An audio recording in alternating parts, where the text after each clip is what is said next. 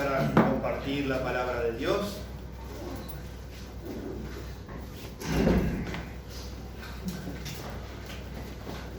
Vamos a continuar desde donde nos quedamos la otra vez, pero no se preocupen, que si alguno no estuvo o es nuevo, no importa, la clase es totalmente entendible sin el contexto previo. Vamos a estar viendo como el Evangelio de Juan, el capítulo 4, versículos 1 al 42.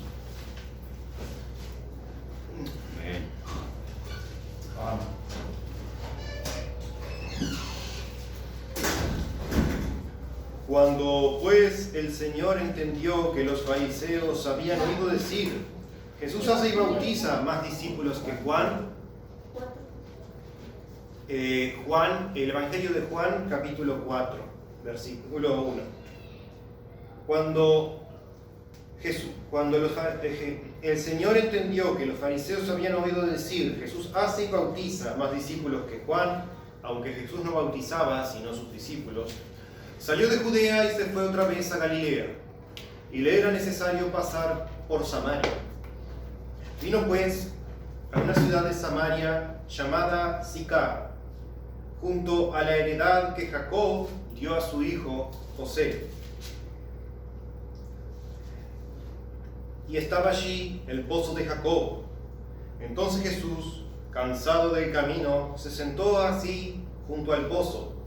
Era como la hora sexta. Vino una mujer de Samaria a sacar agua, y Jesús le dijo: dame de beber. Pues sus discípulos habían ido a la ciudad a comprar de comer. La mujer samaritana le dijo: ¿cómo tú, siendo judío, me pides a mí de beber, que soy mujer samaritana? Porque judíos y samaritanos no se tratan entre sí. Respondió Jesús y le dijo: si conociereis el don de Dios, y quién es el que te dice: dadme de beber, tú le pedirías y él te daría agua viva. La mujer le dijo: Señor, no tienes con qué sacarla, y el pozo es hondo. ¿De dónde, pues, tienes el agua viva? ¿Acaso eres tú mayor que nuestro padre Jacob, que nos dio este pozo, del cual bebieron él, sus hijos y sus ganados? Respondió Jesús y le dijo: cualquiera que bebiera de esta agua volverá a tener sed.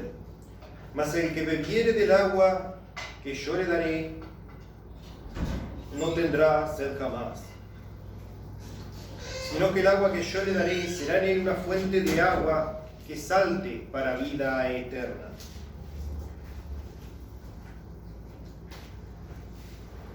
La mujer le dijo: Señor, dame esa agua para que no tenga yo sed, ni venga aquí a sacarla. Jesús le dijo: ve, llama a tu marido y ven acá. Respondió la mujer y dijo: no tengo marido. Jesús le dijo: bien has dicho, no tengo marido. Porque 5 maridos has tenido, y el que ahora tienes no es tu marido. Esto has dicho con verdad. Le dijo la mujer: Señor, me parece que tú eres profeta. Nuestros padres adoraron en este monte, y vosotros decís que en Jerusalén es el lugar donde se debe adorar. Jesús le dijo: mujer, créeme que la hora viene cuando ni en este monte ni en Jerusalén adoraréis al Padre. Vosotros adoráis lo que no sabéis, nosotros adoramos lo que sabemos, porque la salvación viene de los judíos. Mas la hora viene, y ahora es, cuando los verdaderos adoradores adorarán al Padre en espíritu y en verdad, porque también el Padre tales adoradores busca que le adoren. Dios es espíritu, y los que le adoran en espíritu y en verdad es necesario que le adoren. Le dijo la mujer: sé que ha de venir el Mesías, llamado el Cristo. Cuando Él venga, nos declarará todas las cosas. Jesús le dijo: yo soy el que habla contigo. En esto vinieron sus discípulos y se maravillaron de que hablaba con una mujer. Sin embargo, ninguno dijo: ¿qué preguntas o qué hablas con ella? Entonces la mujer dejó su cántaro y fue a la ciudad y dijo a los hombres: venid, ved a un hombre que me ha dicho todo cuanto he hecho. ¿No será este el Cristo? Entonces salieron de la ciudad y vinieron a él. Entre tanto los discípulos le rogaban, diciendo: Rabí, come. Él les dijo: yo tengo una comida que comer que vosotros no sabéis. Entonces los discípulos decían unos a otros: ¿le habrá traído alguien de comer? Jesús les dijo: mi comida es que se haga la voluntad del que me envió y que acabe su obra. ¿No decís vosotros: aún faltan 4 meses para que lleguen las ciegas? He aquí os digo: alzad vuestros ojos y mirad los campos, porque ya están blancos para la siega. El que siega recibe salario y recoge fruto para vida eterna, y para que el que siembra goce juntamente con el que siega. Porque en esto es verdadero el dicho: uno es el que siembra y otro es el que siega. Yo os he enviado a segar lo que vosotros no labrasteis. Otros labraron y vosotros habéis entrado en sus labores. Y muchos de los samaritanos de aquella ciudad creyeron en él por la palabra de la mujer que daba testimonio diciendo: me dijo todo lo que he hecho. Entonces vinieron los samaritanos a él y le rogaron que se quedase con ellos, y se quedó allí 2 días. Y creyeron muchos más por la palabra de él, y decían a la mujer: ya no creemos solamente por tu dicho, porque nosotros mismos hemos oído y sabemos que verdaderamente este es el Salvador del mundo en Cristo. Amén. Vamos a ver. Padre Celestial, acompáñanos en esta meditación, acompáñanos en esta reflexión de tu palabra. Que tu Espíritu obre en nuestros entendimientos, Señor, ábrenos los oídos y la mente para recibir el mensaje, que sea pan y agua para nuestro espíritu. En el nombre de Jesús. Amén.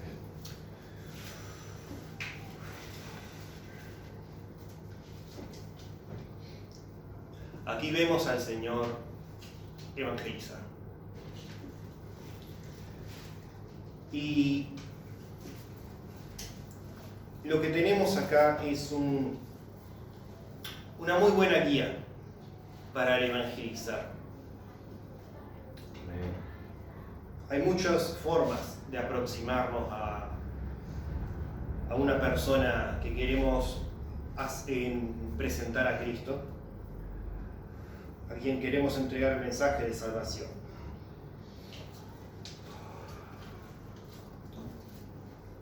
Ahora, esto dudo mucho que en nuestra vida, cuando salgamos a predicar, vamos a tener oportunidad de usar todas estas aproximaciones, pero sí que podemos aprender de todas y aplicar lo que sea necesario cuando salimos a hablar o a predicar.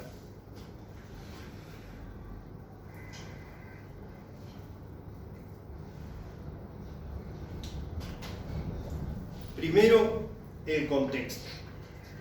Estábamos en el capítulo 3, cuando Jesús todavía estaba predicando en Jerusalén. Y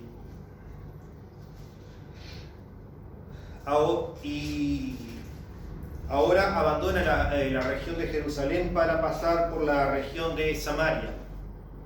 Que para los que no lo sepan, Samaria era una región, una zona del reino de Israel, en aquel tiempo la provincia romana de Israel,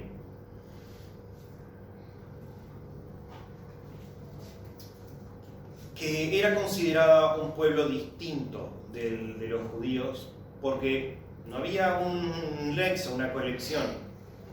La Samaria se había creado a razón de las conquistas. Era muy común que los conquistadores, cuando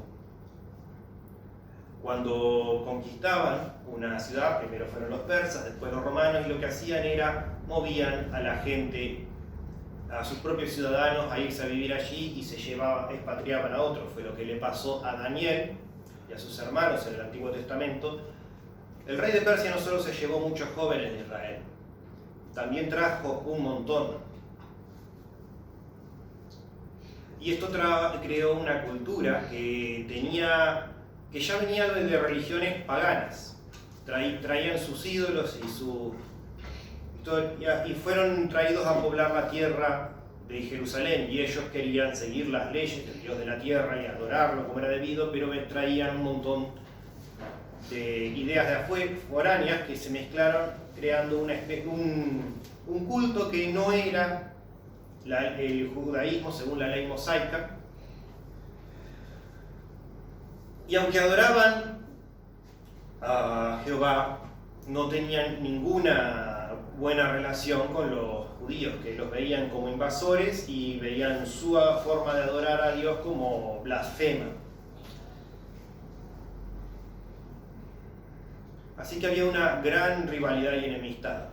Los judíos y los samaritanos no se trataban entre ellos.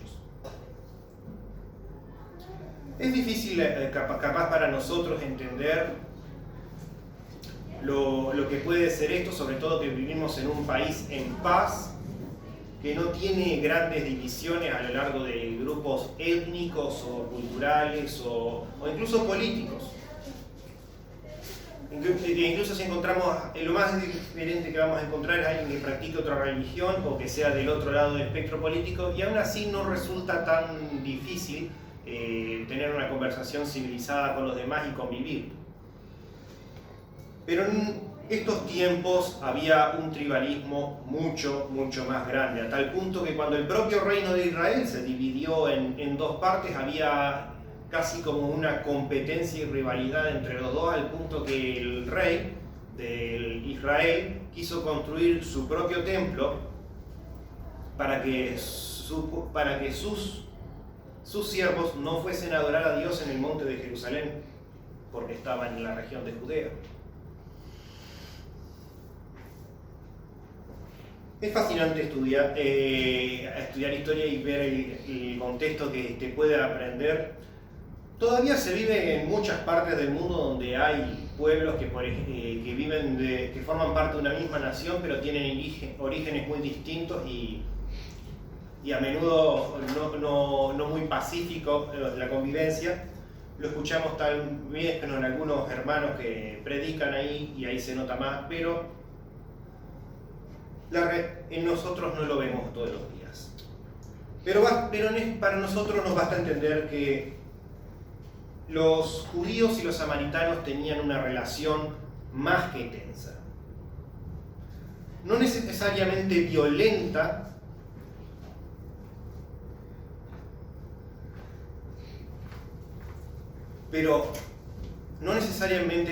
pero no había un buen trato. Es la clase entonces encontrar a un judío como es Jesús hablando con una samaritana de forma franca y afable es realmente muy raro.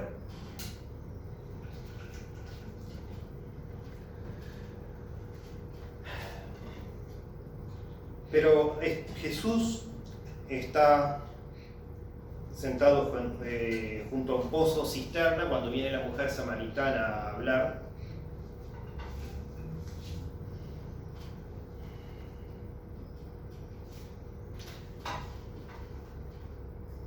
Y dice, vino a la ciudad de Samaria llamada Sicar, junto a la heredad que dio a su hijo José.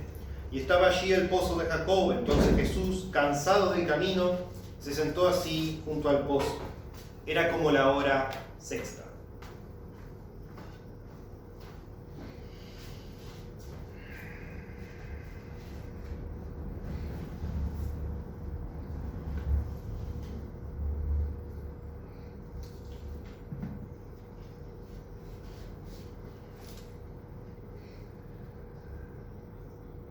La hora sexta, para los que no lo sepan, la forma como los judíos medían el tiempo es desde el amanecer al atardecer y del atardecer al amanecer. Bueno, técnicamente el día empezaba con la tarde, pero era la hora sexta del día, es lo que nosotros llamaríamos el mediodía. O sea que Jesús había venido de camino hasta Samaria y era el mediodía, rayaba el sol. Podríamos asumir que estaba en realidad muy cansado y sediento.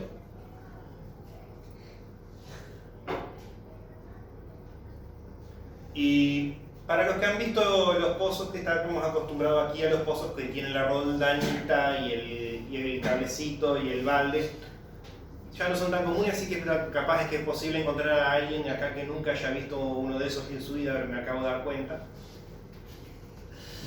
Pero la forma en que funcionaban pero no es que los pozos allá hebreos es un pozo de uso público, lo que significa que es simplemente un pozo excavado en la tierra con un murito redondo de piedras para que nadie se vaya a caer dentro, pero el balde y la cuerda te lo tenías que traer vos mismo para sacar el agua. Jesús, que venía de viaje, obviamente no traía consigo un balde con cuerda para sacar agua, entonces necesitaba que alguien le diera. Y viene una mujer de Samaria a sacar agua y Jesús le dijo: dame de beber. Y esta es la primera forma de presentar el Evangelio, es apelar a la simpatía. Esta es quizás la más importante y tal vez la más difícil de todas las estrategias para utilizar.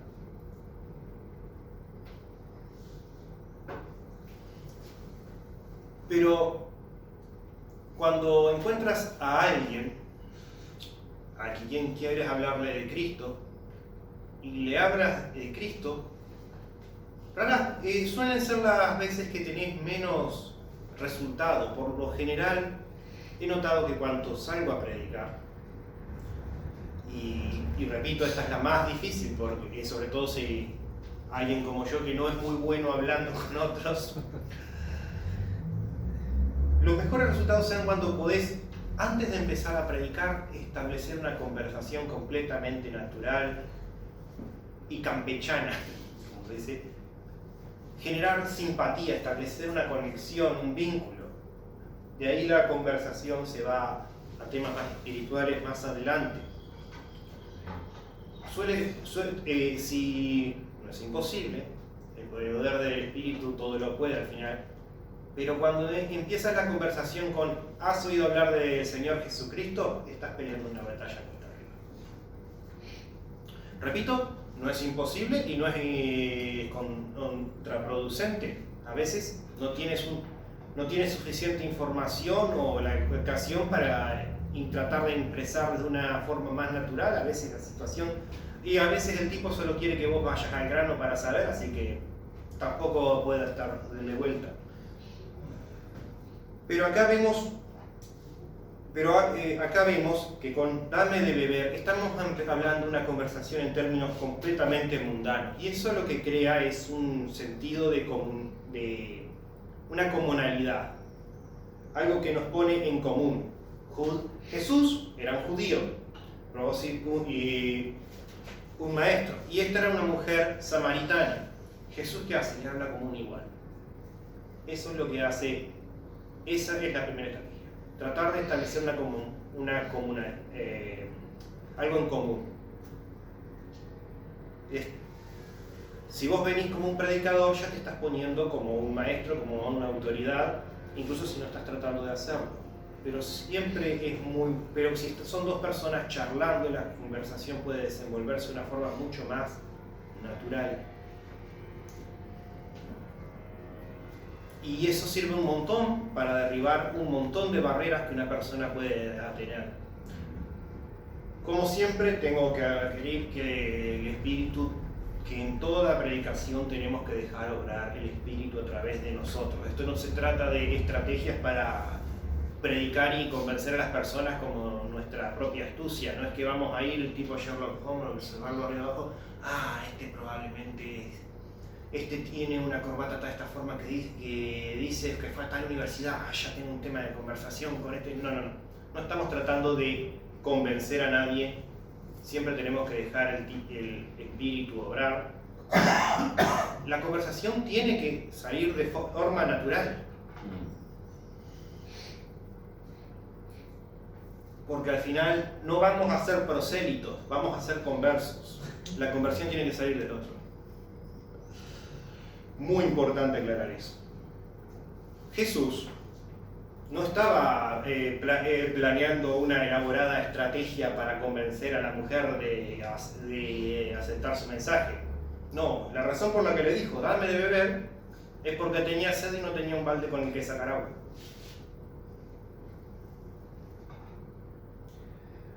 Pero acá está la cosa, la mujer samaritana le dijo, ¿cómo tú, siendo judío, me pides a mí de beber, que soy mujer samaritana? Porque judíos y samaritanos no se tratan entre sí. El hecho de que no solo es una mujer, sino una samaritana, pero Jesús le habla con franqueza y le pide ayuda incluso. Es algo que a esta mujer la impresiona, la choquea. Ella podía haberse puesto a la defensiva, pero Jesús humildemente le pide ayuda, mostrando que, y esto es muy importante, cuando vamos a predicar tenemos que demostrar que nosotros no somos mejores personas que la persona a la que estamos predicando, porque el Señor nos ha enseñado una y otra vez que somos los mismos pecadores que salimos a convencer de arrepentimiento. Por eso tenemos que poner el mensaje como una vez nos fue expuesto a nosotros.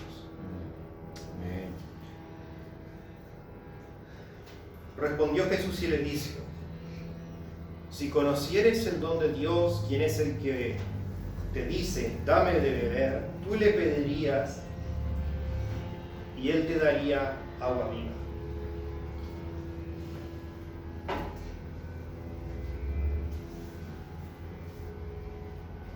La mujer le dijo, Señor, no tienes con qué sacarla y el pozo es hondo. ¿Desde dónde pues tienes el agua viva? ¿Acaso eres tú mayor que nuestro padre Jacob, que nos dio este pozo del cual bebieron él, sus hijos y su ganado?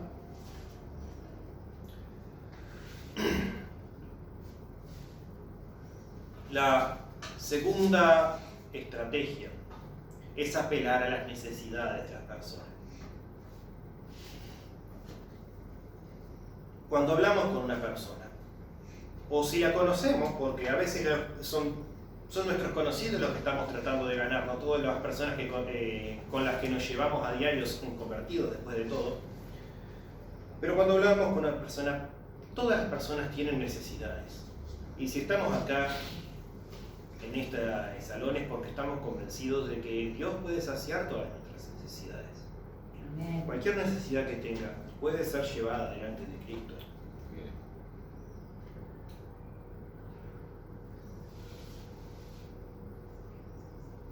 También es importante notar que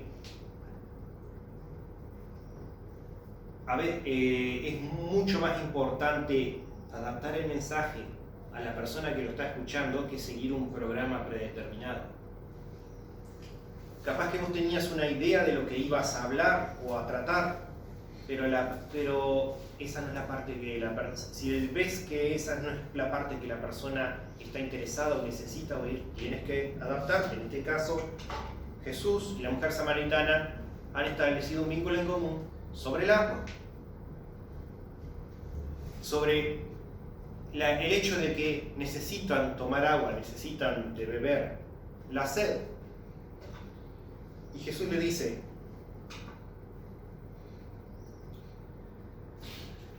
Jesús le responde, si conocieres el don de Dios y quién es el que te dice, dame de beber, tú le pedirías y él te daría agua viva. Ahí ya está llevando el mensaje a la predicación de la verdad. Si supieras con quién estás hablando, sabrías que él puede darte un agua que puede saciar para siempre. ¿Y quién no quiere un agua que lo sacie para siempre? Los seres humanos tenemos un agujero en el corazón que pasamos toda nuestra vida tratando de llenar con muchas cosas. Pero nada lo puede llenar porque ese agujero tiene la forma de Dios. Y todo lo demás es un tapón que no calza.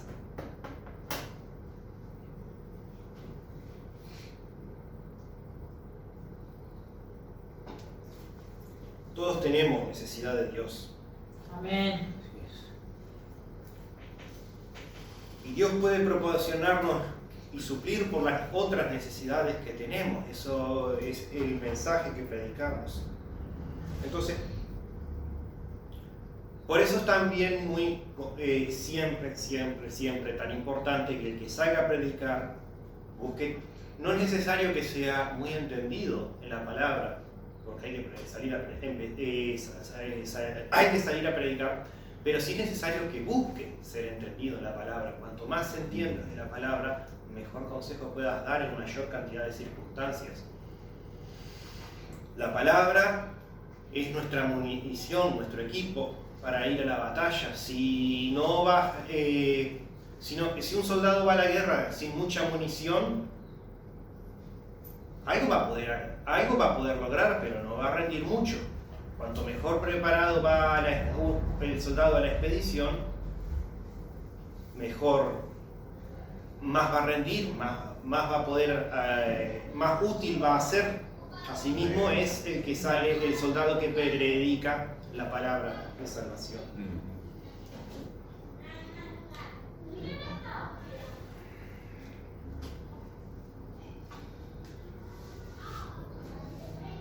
Jesús le dice: cualquiera que bebiera esta agua volverá a tener sed, mas el que bebiere del agua que yo le daré no tendrá sed jamás, sino que el agua que yo le daré será para él una fuente de agua que salte para vida eterna. Y la mujer le dijo: Señor, dame esa agua para que no tenga yo sed ni venga a sacarla. La mujer, ¿quién no le gustaría no tener que pasar sed? ¿Quién no le gustaría que se llenaran nuestras necesidades? Tenemos que salir a convencer a las personas de que Dios puede llenar sus necesidades. Y de nuevo, esto no es cosa de astucia. En estos casos, el mejor recurso que tenés es vivir la palabra. Porque qué mejor ejemplo de cómo Dios puede saciar tus necesidades que la propia experiencia que tenés de todas veces que Él sació las tuyas. Apelar a las necesidades nos da también una oportunidad de exponer los frutos, los triunfos en nuestra propia vida y cómo otros pueden compartir. El mensaje que llama más la atención no siempre es la teología avanzada, es una vida transformada. Amén. Porque la vida transformada demuestra que la teología avanzada no son solo palabras bonitas.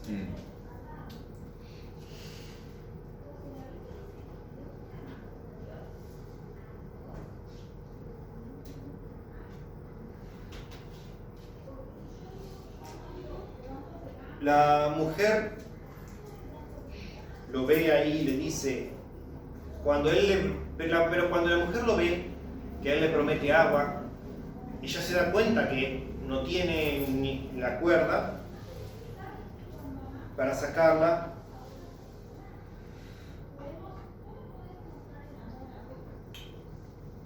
Y se comienza a hacer preguntas. Este es un recurso muy poderoso, el apelar a la curiosidad de una persona. Como dije, nunca vayamos a predicar con un plan rígido que no pueda ser cambiado. A veces una persona va a tener preguntas que no vamos a saber cómo contestar. Y cuando eso pasa, la mejor respuesta que podemos dar es admitir que somos ignorantes. Es mejor admitir que todavía estás aprendiendo, todavía estás en el camino, que por tratar de ganar un alma y salir con un argumento para tratar de pretender que entendés las cosas mejor de lo que las realmente entendés, para no parecer inseguro o lo que sea. No estamos tratando de parecer maestros, no estamos tratando de venderle a Jesús a nadie. Pero si sabemos y entendemos, tratemos de contestar las preguntas que la persona ya tiene. Muchas personas ya han escuchado de la palabra, pero tienen ideas equivocadas, o tienen dudas, o han escuchado ideas que se contradicen.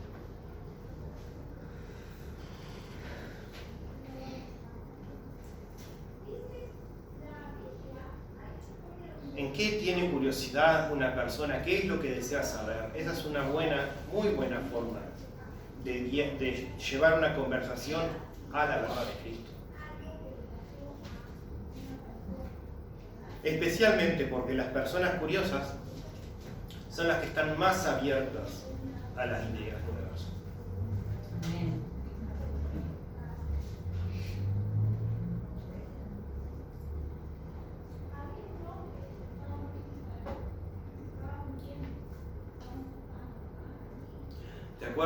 Se han hecho incluso investigaciones y estudios que parecen demostrar que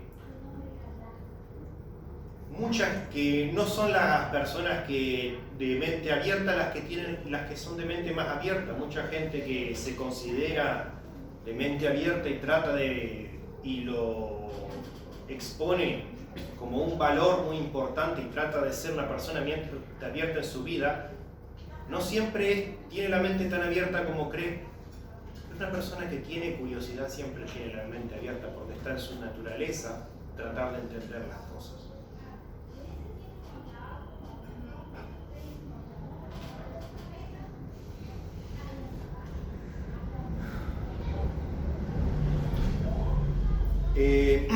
Bueno, la mujer le pide el agua a Jesús y versículo 16. Jesús le dijo: ve, llama a tu marido y ven acá. Respondió la mujer y le dijo: no tengo marido. Jesús le dijo: bien has dicho, no tengo marido, porque 5 maridos has tenido y el que ahora tienes no es tu marido. Esto has dicho con verdad.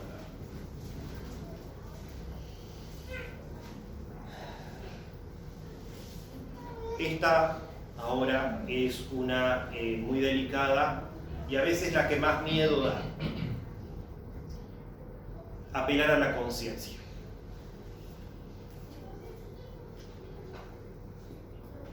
Como dije, no siempre vamos a estar en condiciones de aplicar no siempre vamos a estar en condiciones de aplicar esta forma de predicar, porque no todo el mundo va a venir a confesarnos algún pecado de que se sienten.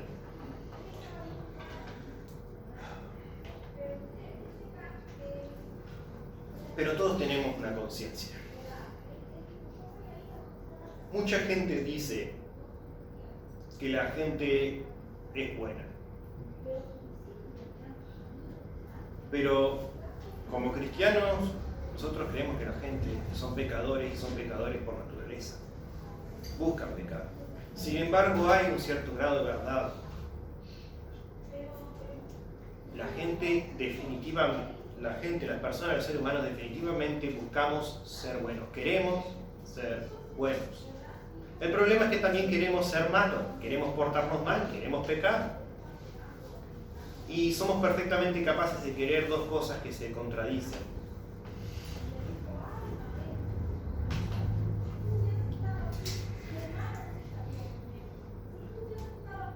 Tenemos una carne que nos lleva a hacer cosas que se oponen a Dios, que nos alejan de Dios.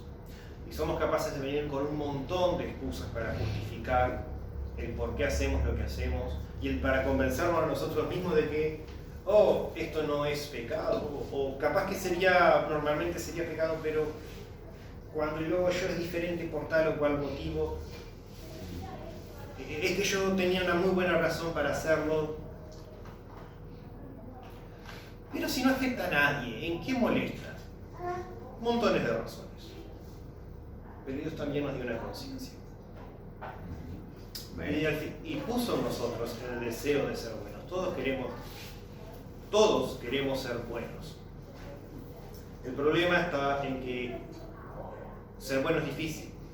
Ser justo, ser santo es difícil. Entonces a veces tratamos de bajar los estándares, mover la línea de meta más cerca, convencernos de que si hago media carrera va a ser suficiente.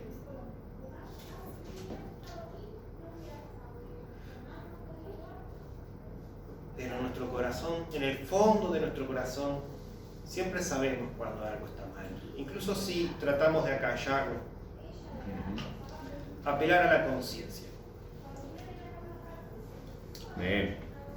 Cuando encuentras a una persona que está lidiando con un pecado,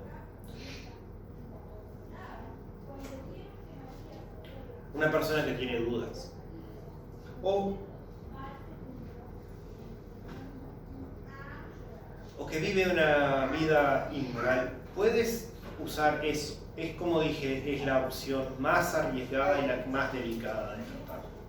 Porque al final de cuentas, las tinieblas no quieren venir a la luz para que sus malas obras no sean reprendidas. Pero muchas veces Jesús, como aquí mismo también, habla a las personas con franqueza acerca del pecado.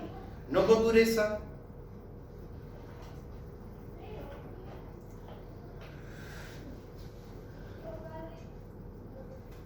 pero sin tratar de disimular que la vida que están viviendo es pecado, e invitándolos a que sean mejores, a que se abandonen el pecado y caminen la senda de santidad. Y de nuevo, la gente quiere ser buena, pero no pueden serlo porque su naturaleza humana y pecaminosa se opone a ello, y siempre van a ser pecadores. Siempre van a tener esa naturaleza pecaminosa que les lleve a apartarse de Dios. Por eso es que necesitamos el Espíritu Santo en nosotros. Amén. Por eso necesitamos la obra renovadora del Espíritu Santo y por eso necesitamos la sangre de Cristo lavándonos nuestros pecados. Amén. La gente realmente desea ser buena, desea ser santa. Y nosotros sabemos cómo hacerlo. Hacerle notar que están en pecado, pero que se puede cambiar, se puede vivir una vida en santidad. Es una buena forma de llevarlos a los pies de Jesucristo.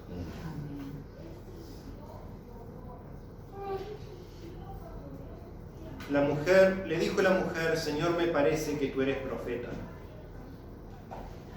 Nuestros padres adoraron en este monte y vosotros decís que en Jerusalén es el lugar donde se debe adorar.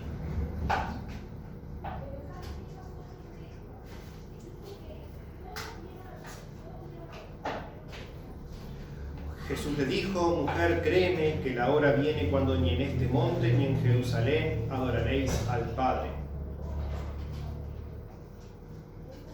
Vosotros adoráis lo que no sabéis, nosotros adoramos lo que sabemos porque la salvación viene de los judíos. Otra forma de predicar es apelar a la religión. Esta es la que obviamente provee una entrada más sencilla, porque si la persona ya es religiosa o tiene una cultura religiosa, tenés algo con lo que trabajar que lo hace muy sencillo. Pero muchas veces la gente está convencida de que su religión lo va a salvar o está más atrapada en las tradiciones y en los rituales que en cultivar una relación espiritual con el Señor. Y es importante tirar abajo esas barreras porque la religión puede ser un obstáculo para acercarnos a Dios.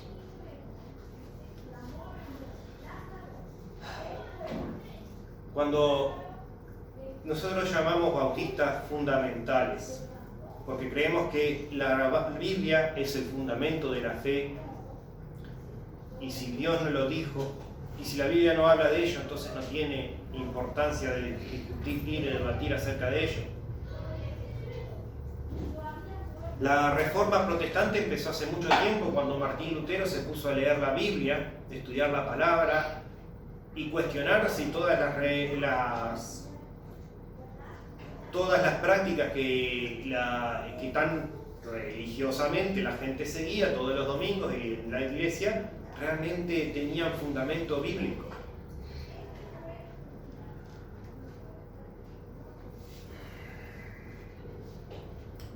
El hecho de que una persona ya tenga conocimiento acerca de la religión indica que tiene un montón de información con la que trabajar, y a veces un montón de conceptos, pero esos conceptos pueden estar errados.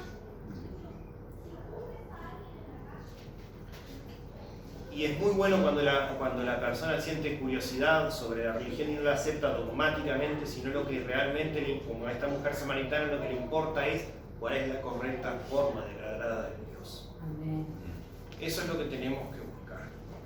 Porque hay personas que están en la religión simplemente porque todos los rituales, las rutinas, se sienten cómodas, se sienten confortables, entonces están ahí por los rituales, las rutinas, por la comunidad. Va a ser difícil trabajar con ellos, ¿saben? Pero los que quieren saber por qué existen los ritos rituales, qué significan, siempre vamos a encontrar una forma de acercarnos a ellos.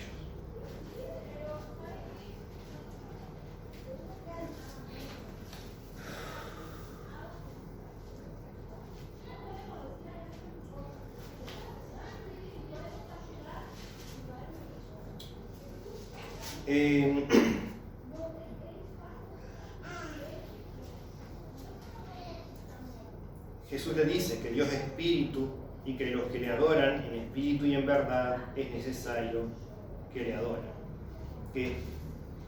Dice 23, mas la hora viene y ahora es cuando los verdaderos adoradores adorarán al Padre en espíritu y en verdad, porque también el Padre tales adoradores buscan que le adoren. Dios es espíritu y los que le adoren en espíritu y en verdad es necesario que adoren. Amén. Apelar a la esperanza. Todos tenemos pruebas, todos tenemos tribulaciones, cosas que estamos inciertos. El futuro no es conocido, pero la Biblia nos tiene un montón de promesas. Dios es la mayor fuente de esperanza en nuestras vidas. Esperanza de que algún día el dolor y las pruebas terminarán. Amén. Esperanza de que el mundo no es caótico y desordenado. Hay un plan, hay un propósito para todo. Amén. Esperanza de que nosotros mismos importamos porque hay un Dios que nos ama. Amén. Y nos creó por amor, nos redimió por amor.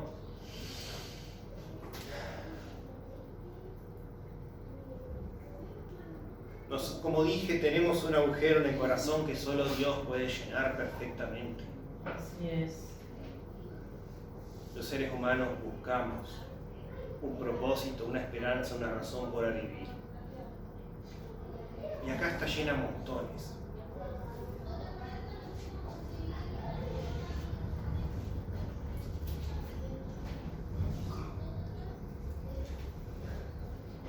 Si una muy buena forma de presentar a las personas a Dios es simplemente tratar de ver a qué le tienen miedo. Porque la palabra ofrece soluciones para muchas de esas cosas. Así es.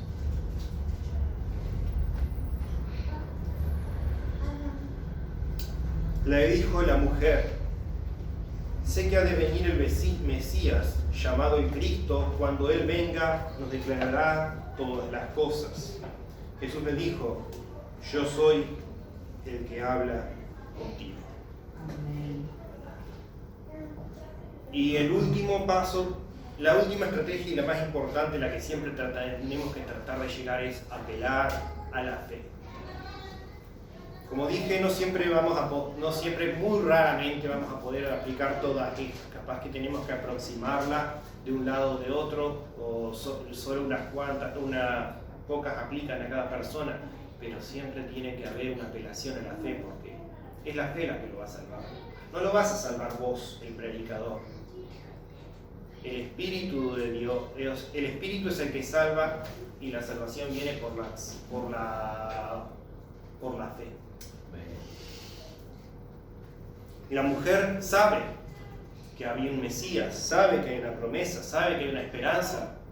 Jesús le pregunta si cree realmente en el Mesías. Yo soy, ¿crees que lo soy? Vemos durante toda esta conversación cómo la mujer progresa de ver a Jesús como un hombre sentado junto a un pozo, a un judío, a alguien importante, a un maestro, a un profeta y finalmente al Mesías, el Salvador. Y esto se va a esparcir porque la salvación es contagiosa. Pero siempre tenemos que apelar a la fe. Por esto es que no importan tanto las estrategias. El Señor dice una y otra vez que no debemos hablar con palabras bonitas o con astucias humanas, no con palabras lisonjeras o con grandes razonamientos, porque tenemos que dejar que al final sea la fe la que obre.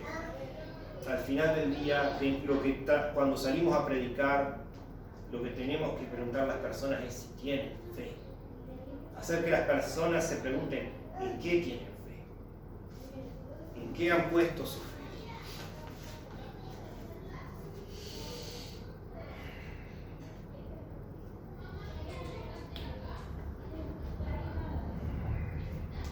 Porque lo que tenemos que preguntarles realmente es si estarían dispuestos a creer en el Señor.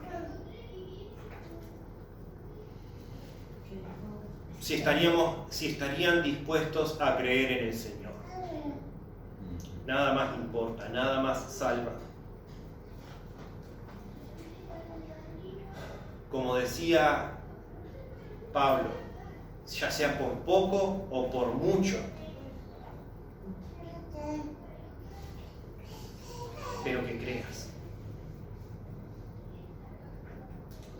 Vamos a ver. Padre Celestial, te doy gracias por estos momentos de reflexión.